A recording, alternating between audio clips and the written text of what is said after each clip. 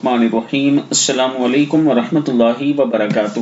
نماز مغرب کے بعد یہ پڑھیں: جنت میں بہت سے ایسے گھر ہوں گے جو ذکر الہی کے سبب بنائے جائیں گے، لہٰذا کثرت سے اللہ کا ذکر کیا کریں۔ یعنی اگر کثرت سے آپ اللہ کا ذکر کریں گے تو آپ کا گھر بھی جنت میں بنے گا۔